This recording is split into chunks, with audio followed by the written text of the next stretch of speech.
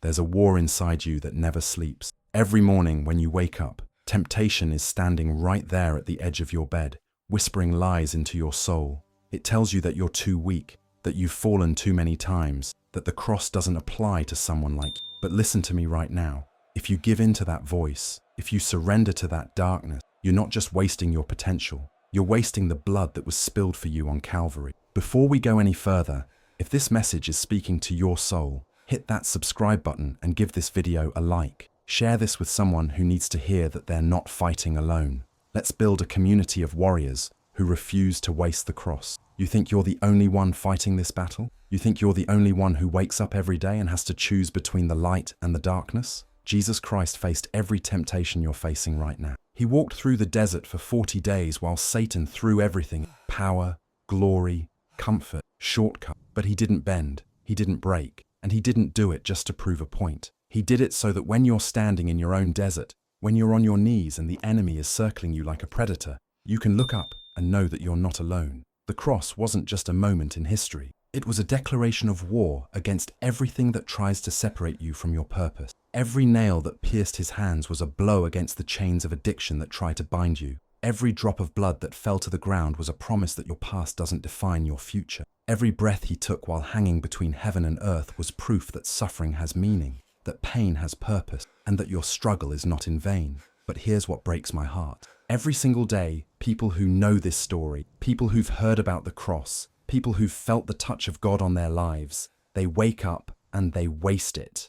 They waste it by scrolling through poison on their phones. They waste it by filling their bodies with things that destroy them. They waste it by chasing temporary pleasure while their soul is screaming for something eternal. They waste the cross by living like it never happened. You want to know why you feel empty? You want to know why success doesn't satisfy, why money doesn't fill the void, why relationships keep breaking, why you keep running back to the same sins that almost killed you? It's because you're trying to fight a spiritual battle with physical weapons. You're trying to fix a soul problem with worldly solutions, and it will never work. It can't work. The enemy knows your weakness. He's studied you for years. He knows exactly when to strike, exactly what lie to whisper, exactly which door to open when you're at your most vulnerable. But here's what he doesn't want you to know. Jesus already defeated. The battle was won 2,000 years ago on a hill called Golgotha. And when Jesus said, "It is finished," he wasn't just talking about his life. He was talking about the power of sin over you. But you have to choose it. You have to wake up every single morning and make the decision that today you will not waste the cross. Today you will honor the sacrifice. Today you will fight like someone who knows they're already victorious.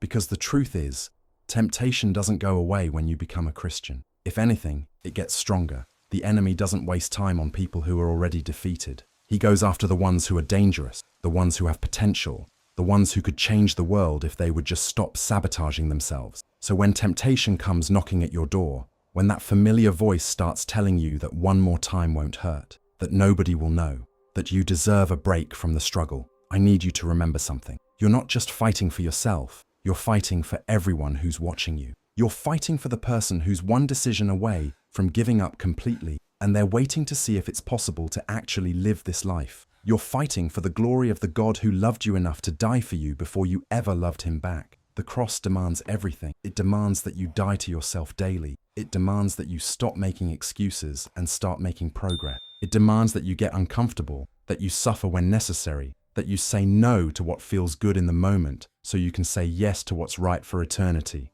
And I'm not going to lie to you, this is the hardest thing you will ever do. Living a life that honors the cross means going against every natural instinct you have. It means choosing the narrow path when the wide road looks so much easier. But let me tell you what happens when you make that choice. When you wake up and you choose Christ over comfort, discipline over desire, purpose over pleasure, something shifts inside you. You start to become the person you were created to be. The chains start falling off. The lies lose their power. The shame begins to fade. And slowly, day by day, choice by choice, battle by battle, you transform into a weapon in the hands of God. You think your struggle is a weakness? It's not. It's the fire that's forging you into something stronger. Every time you resist temptation, you're building spiritual muscle. Every time you choose righteousness when sin is screaming your name, you're proving that the cross has power. Every time you get back up after falling, you're demonstrating that God's grace is sufficient. But you have to stop playing games. You have to stop living in the grey area, 1 foot in the kingdom and 1 foot in the world. You can't serve 2 masters. You can't honor the cross on Sunday and waste it on Monday through Saturday. God doesn't want your leftovers. He doesn't want the version of you that shows up after you've given everything else to your career, your hobbies, your entertainment, your addictions. He wants all of you, and he deserves all of you. Here's what I need you to understand. The cross wasn't plan B. God didn't look down at humanity and say, well, I guess I have no choice now. Before the foundation of the world, he knew you would need a savior. He knew you would struggle. He knew you would fall. And he decided you were worth dying for anyway. That's not pity. That's not obligation. That's love so deep, so fierce, so unrelenting that it chose torture over losing you. So when temptation comes, and it will come, I want you to do something. Close your eyes and see the cross. See the blood. See the thorns. See the nails. Hear the sounds of a man who had the power to call down legions of angels, but chose to stay there for you. And then ask yourself, is this sin worth it? Is this temporary pleasure worth spitting in the face of that sacrifice? Is this momentary escape worth trading your destiny? The answer is no. It's always no. But you have to believe it. You have to let that truth sink so deep into your bones that when the moment comes, you don't even hesitate. You don't negotiate. You don't rationalize. You just say no and walk away. And when you do that, something miraculous happens. God meets you in that moment of obedience. He floods you with strength you didn't know you had. He reminds you of who you are, not defined by your failures, not limited by your past, not condemned by your mistakes, but redeemed by his blood, empowered by his spirit, and destined for his glory. This is your moment. Right now, as you're reading these words, you're at a crossroad. You can keep living the way you've been living, keep falling into the same traps, keep wasting the cross, or you can make a decision that today is the day everything changes. Today is the day you stop running from the struggle and start running toward it. Today is the day you stop being a victim of temptation and start being a victor through Christ. The devil wants you to believe it's too late, that you've gone too far, that you've wasted too much time. But that's a lie straight from hell. As long as you're breathing, it's not too late. As long as your heart is beating, there's still hope. As long as the cross stands, there's still redemption available. But you can't wait for perfect conditions. You can't wait until you feel ready. You can't wait until temptation stops knocking. You have to make the choice now, in the middle of the mess, in the middle of the struggle, in the middle of the storm. You have to decide that you will not waste what Jesus paid for with his life. Every morning when you wake up, the enemy is waiting, but so is Jesus. One is offering you destruction disguised as freedom. The other is offering you freedom that will cost you everything. Choose wisely, choose courageously, choose Christ. Because at the end of your life, when you're standing before the one who died for you, you don't want to look back at a life spent wasting the cross. You want to hear, well done, good and faithful servant. You want to know that your struggle meant something, that your suffering had purpose, that your choices mattered. Don't waste the cross. Honor it with every decision. Honor it with every battle. Honor it with every victory, because that cross is the reason you're still here. That cross is the reason you have hope. That cross is the reason you can win. So get up, fight, resist, overcome. Not in your own strength, but in the power of the one who already won the war. You versus temptation isn't a fair fight. Not because temptation is too strong, but because the cross has already made you unstoppable. Silence. Not the silence of peace, but the silence that screams. The silence that follows a man when he realizes he's living a lie. That he's breathing, but not living. Walking, but not arriving. Talking, but saying nothing that matters. This is the kind of silence that cuts deep, because it exposes the hardest truth of all. You are not who you should be. You look in the mirror and recognize the face, but not the soul. You don't recognize the fire that should be there. You don't see the flame that God lit when he created you. You only see ash, remains of something that could have been, but never was. And the voice inside you, the one that still insists on whispering in the middle of the night, says, bro, this ain't you. This isn't you. You weren't born like this. You weren't born tired. You weren't born giving up. You weren't born accepting crumbs when you were called to a feast. You were born with purpose, born with anointing, born to be more than this faded version you've become. But life came, routine came, comfort came, and you started believing the lie that this is your reality, that this is the only option, that this is just how it is. It's not. It never was. And deep down, you know it. Jesus looks at you, not with judgment, not with disappointment, but with that holy sadness of someone who sees a child trapped in a cell with the door wide open. He knows. He's always known. He saw you when you were still in the womb. He formed you. He placed something inside you that the world cannot erase. But you let the world convince you that it doesn't matter, that it doesn't exist, that it's better to be safe than holy, better to be comfortable than convicted. And now, here you are, living a life that isn't yours, wearing a mask that wasn't made for you, following a script that wasn't written for you. And every morning, when you wake up, you feel that weight, that certainty that something is wrong, that you're wasting something precious, something that will never come back, time, purpose, life. But you're afraid to try and fail, afraid to fight and lose, afraid to give everything and still not be enough. So you choose the easier option. Don't try. Stay where you are. Survive instead of live. And you convince yourself that this is wisdom, that this is maturity, that this is realism. It's cowardice. It's betrayal. Betrayal of the calling God placed inside you. Because you weren't called to survive. You were called to win. You weren't called to hide. You were called to shine. You weren't called to accept darkness. You were called to be light. And that light doesn't come from you. It comes from Him. From the only one who can transform ash into fire, weakness into strength, defeat into glory. Jesus Christ didn't die on the cross for you to live mediocre. He didn't bleed for you to stay comfortable. He didn't carry the nails for you to carry excuses. He went to Calvary to destroy everything that held you back, to break every chain, to open every door, to give you access to the impossible. And you're wasting it. You're letting His sacrifice become decoration in your life instead of revolution. The cross wasn't comfortable. The cross wasn't easy. The cross wasn't safe. It was violent. It was brutal. It was a massacre of love that tore the heavens and changed history forever. And that bloodshed, that broken body, was for you. It was to give you the right to stand up, to fight, to win, to live. But you chose something else. You chose the couch instead of the battle. You chose complaining instead of prayer. You chose distraction instead of direction. And now you're trapped in a life that wasn't made for you, trapped in a cycle that consumes you without taking you anywhere, trapped in a lie that says it's too late, that you've already missed your chance, that it's not worth trying. Lies, all lies, because while you breathe, there is hope. While there is hope, there is Christ. And while there is Christ, there is possibility of restart, of rebirth, of resurrection. You think Jesus doesn't know what exhaustion is, that He doesn't know what pain is, that He doesn't know what it's like to carry an impossible burden. He knows. He carried the cross.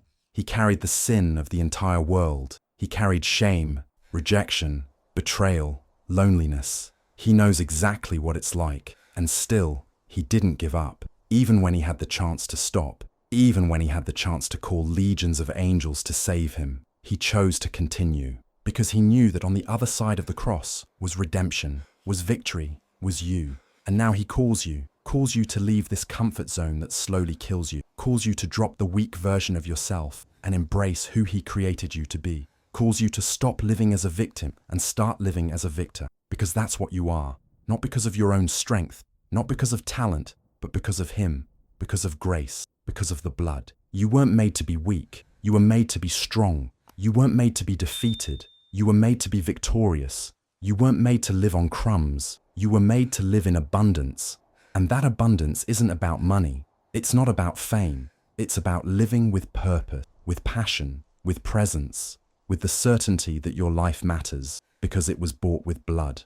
But you have to choose. God won't force you. Jesus won't make you. He already did His part, already paid the price, already opened the way. Now it's up to you to walk. It's up to you to stand up. It's up to you to say, enough. This is no longer me. This is not who I am. I wasn't born for this. You were born for war, for battle, for victory. And war isn't comfortable. It's not easy. It's not popular. It's lonely. It's painful. It's bloody. But it's necessary. Because without war, there's no conquest. Without fight, there's no reward. Without cross, there's no crown. And here's the truth few understand. You're going to die anyway. That's reality. One day your heart will stop beating. Your lungs will stop breathing. Your story here will end. And when that happens, you won't care anymore because you'll be dead. So why not risk everything now? Why not give everything while there's still time? Why not live with intensity, with purpose, with fire, while you still can? Worst case, you try, you fight, you give everything, and you die. So what? You won't care because you'll be dead. Best case, you try, you fight, you give everything, and you win. And when you reach the end, you look back and see no regret, no what if. You see a life lived with everything. You see battles fought. You see Christ's blood running through your veins, giving you strength to continue when everyone else quit. There's no luck in this. There's no chance. There's preparation. There's work. There's discipline. Because luck only shows up after you've already broken yourself working. Luck appears when you've already put in so much sweat, so much sacrifice, so much dedication, that the universe has no choice but to respond. But most people don't get there because they quit before. Because they think luck comes alone. That blessing comes without work. That victory comes without war. It doesn't. It never does. And Jesus never promised it would be easy. He promised it would be possible. He promised he would be with you. He promised the cross would be enough. And it is. The cross is more than enough. But you have to stop looking at the cross as a decorative symbol. You have to look at the cross as the place where your old life died, where your excuses were nailed, where your weakness was crucified, and where your new life began. If you really believe, if you really have that voice inside you saying you were made for more, if you really feel there's something greater waiting for you, then follow that voice. No matter how small it is, no matter how loud the world screams, follow that voice, because it's God speaking. It's the Holy Spirit guiding. It's Christ calling you back home. Motivation won't take you far, because motivation is emotional. It's temporary. It's weak. Today you have it. Tomorrow you don't. Today you wake up excited. Tomorrow you wake up tired. Motivation doesn't sustain. Motivation doesn't transform. Discipline transforms. And discipline is doing what you hate to do as if you loved doing it. It's getting up when everything in you screams to stay down. It's training when every muscle in your body begs for rest. It's praying when your mind says, God isn't listening. It's continuing when there's no sign of victory, because victory doesn't come at the beginning. It comes in the middle. It comes when you're already broken, when you've already given everything, when you have nothing left to give. And then, when you think it's over, God shows up, and he gives you strength where there is no strength. He gives you breath where there is no breath. He lifts you when you can't lift yourself anymore, and you continue, not because you want to, but because he wants to in you. It's easy to quit. It's the easiest thing in the world. Anyone can do that. Anyone can throw in the towel. Anyone can say, I can't take it anymore. Anyone can stop, but few continue. Few persist. Few get up the next day and try again, knowing yesterday amounted to nothing. Knowing today might be the same, but trying anyway. Because that's what separates the weak from the strong. Not talent, not luck, persistence. The holy stubbornness of not stopping until God says to stop. You want to know how bad you want this? Do you want it like you want to breathe? Like you want to live? Like you want to survive? Because if you don't want it like that, you'll quit. You'll stop at the first obstacle, at the first no, at the first failure, and you'll say you tried, but you didn't try. You just showed up. David trying was going against Goliath. Peter trying was stepping out of the boat. Paul trying was getting beaten and still preaching. Jesus trying was carrying the cross to the end. You're tired. Great. I want to see what you do when you're tired. I want to see if you get up or if you quit. Because anyone gets up when they're rested. Anyone runs when they're motivated. But who gets up when they're destroyed? Who runs when their legs won't respond anymore? Who continues when there's no logical reason to continue? Those who understand that this is you against you.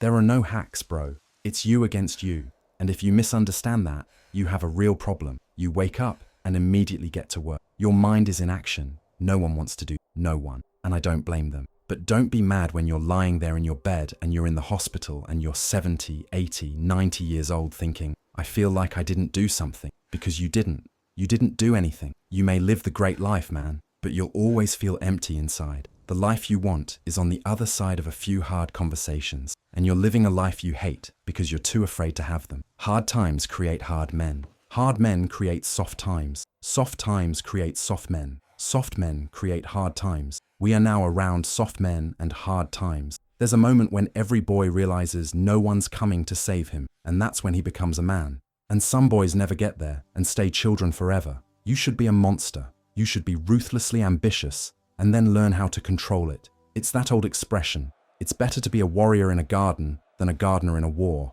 You don't care how good you are at anything. If you don't have discipline, you ain't nobody. Nothing without discipline, because you give up under the slightest struggle without discipline. Discipline is doing what you hate to do, but doing it like you love it. That is the foundation. I'm going to have setbacks, I know.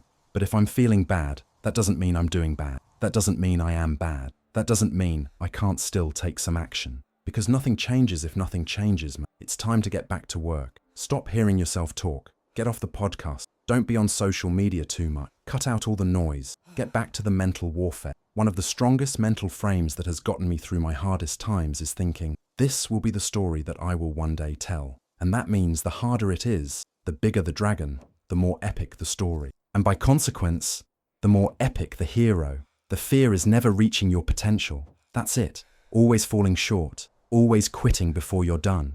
Always procrastinating. Always not doing the right thing.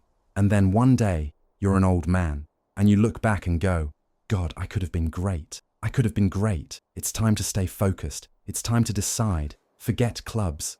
Forget partying. Forget trying to fit in and socialize and rub elbows with everybody so people can stop calling you weird. Why are you so antisocial? Because I'm trying to get it. Why are you staying on the basketball court so much? Because I'm trying to get it. Why are you out there practicing in the hot sun when ain't nobody else out there? Because I'm trying to get it. Why are you not clubbing? Like every time I text you and invite you to go do something fun and cool, you're always studying. Because I'm trying to get it. Let me tell you something, homie. These women ain't going nowhere. These clubs, these parties, all this stuff ain't going nowhere. The more weird you are is a reflection of how committed you are to focusing on your craft, molding and shaping and developing your ideas and your skills, so that when it's time for you to make your rounds, you're going to fly. People only root for people who don't need it. Like the amount of times when I was on my lonely path, where I was too different from the friends that I had, but not successful enough to be friends with the people that I wanted to be friends with. That's when you want people to root for you. That's when you want people to support you.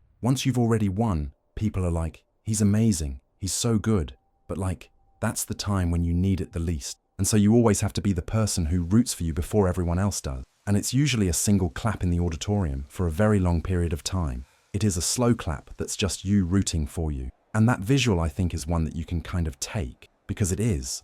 People struggle to do things alone. And the path of the exceptional person is one of an exception, which means that you are not with other people. And rather than fighting that or moaning about it, see it as an indicator that you're on the right path. Because if everyone else were cheering you on, then it means you're not in the right place. Because it means you're just like everyone else. And that's not where you want to be. Life isn't fair at all. At all. So what are you going to do about it? I knew that no one was coming back to help me. No one was going to miracle me to be somebody special. So mentality is the only thing that gets us through life. I was an underdog. We are all underdogs in life. Even the baddest person in the world should think that way. You should always have an I've never arrived mentality and a can't hurt me mentality. It doesn't matter where you come from, the sewer, or wherever you think you're from. When I got out of the sewer, I got to the road and looked around and said, can't hurt me. Nothing should be able to hurt you if you believe that. It starts to become true. Be the guy who embraces the ugly, the miserable.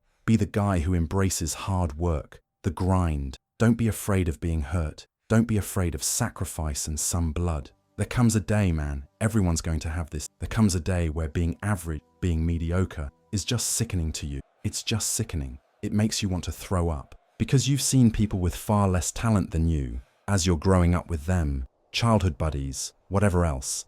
They didn't have what you had, yet now they've become something that you haven't. There comes that day. It's either when you're young and it strikes you on the baseball field because you're sick of striking out, or it's when you get fired from your 5th job and your wife and kids are on your case because you don't know how to support them anymore. There comes a day where push comes to shove, where being mediocre, being average, just burns. It sucks so much you can't deal with it one more day, and you get off your ass and you create something. It's always been there. It's always been inside of you trying to come out, but you've never wanted to unwrap it because it's too much pain and commitment. I'm a big fan of power follows the blame finger, so wherever you point the blame finger is where the power follows. If you point it to the government, government has the power. If you point it at your spouse and say it's their fault that I'm not in shape, it's their fault they never let me do anything, well, you're giving them all the power. And so it's like, until you're like, it's my fault, it also becomes your responsibility. What if it's not your fault? It doesn't matter. Like, I can't run marathons because I lost my leg at birth. Either you can just never try, or you put the metal thing on, and you do it anyway. Christ didn't come to make you comfortable. He came to make you complete. He came to take the broken pieces of who you are and rebuild you into something the enemy can't touch, something hell can't shake, something death can't hold. But you have to surrender. You have to let go of the old. You have to nail it to the cross with him. And when you do, when you truly give him everything, he gives you everything back. Not the same, better, stronger, holy. This ain't you, bro. This weak version, this compromised version, this scared version. That's not who God made. He made a warrior. He made a conqueror. He made someone who walks in his authority because his blood runs through your veins. So stop living beneath the cross. Stop living like the resurrection didn't happen. Stop living like you're still dead when Christ already raised you. Get up. Stand up. Fight. Not in your own strength, in his. With his name on your lips and his fire in your heart. Because you weren't born for this. You were born for glory, for victory, for eternity. And it starts now. Not tomorrow. Not when you feel ready. Now. This is you.